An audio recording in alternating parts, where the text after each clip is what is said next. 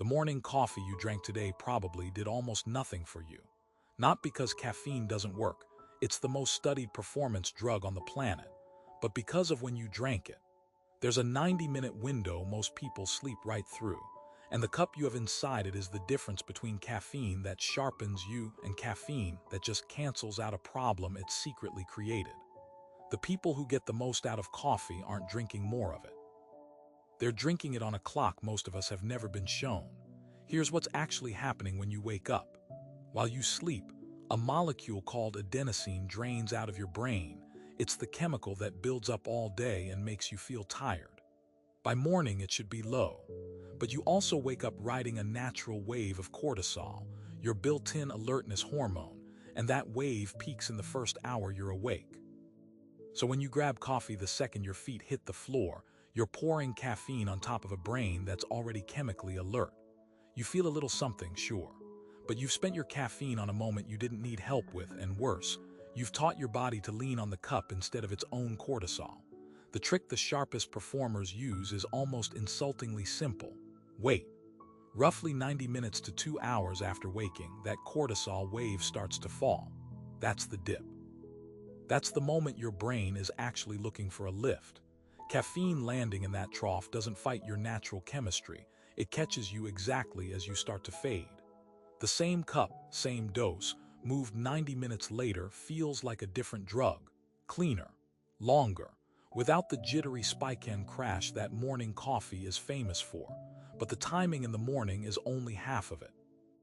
The other half is the one almost nobody respects, and it's the one wrecking your sleep without you ever connecting the dots.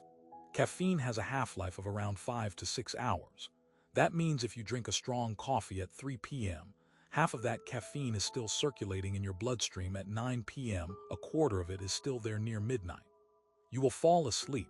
Caffeine doesn't usually stop that, but here's the part that should genuinely bother you. It quietly steals your deep sleep. Studies measuring brain waves found that caffeine taken even 6 hours before bed measurably cut the deep, slow-wave sleep that consolidates memory and rebuilds the brain. The people in those studies often had no idea. They slept the same number of hours. They just woke up a little duller, a little foggier, and reached for more coffee to fix a problem the last coffee caused. That's the loop. That's the trap. Afternoon caffeine borrows energy from tomorrow morning. And tomorrow morning, you pay it back with interest by drinking even more. High performers break the loop with a hard cutoff, usually somewhere between 8 and 10 hours before they sleep. For most people, that means no caffeine after about 2 p.m. It feels brutal the first few days. Then your deep sleep comes roaring back, your mornings get sharper on their own, and suddenly you need less caffeine to feel like more. Now here's the move that sounds completely backwards. Some of the most focused minds in research and athletics use what's called the coffee nap. You drink a coffee and then immediately lie down for a 20-minute nap. It sounds absurd. But remember adenosine, the tiredness molecule. Caffeine works by blocking the receptors adenosine plugs into. The catch is caffeine takes about 20 minutes to cross into your brain and start working. So while you nap, your brain naturally clears out adenosine on its own. And right as you wake, the caffeine arrives to occupy the receptors that just emptied. You get the cleared-out brain and the blocked receptors at the same time. People who have measured it come out of a coffee nap more alert than from caffeine alone or a nap alone. The two things you'd never combine turn out to multiply each other. And then there's the move that costs nothing and almost no one makes: stopping. Drink caffeine every single day and your brain fights back. It builds more adenosine receptors to compensate, so it takes more and more caffeine just to reach the baseline you started at. The drug stops lifting you above normal and starts just dragging you back up to it. The fix isn't a stronger cup, it's a tolerance reset. A few days, even one weekend, without caffeine lets your brain prune those extra receptors back down. When you return, a single normal cup hits like it did the very first time.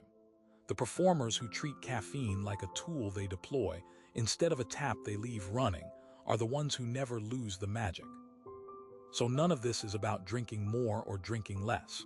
It's about treating caffeine like the precise instrument it actually is: timed to your cortisol, fenced off from your sleep, and occasionally set down entirely so it keeps its edge.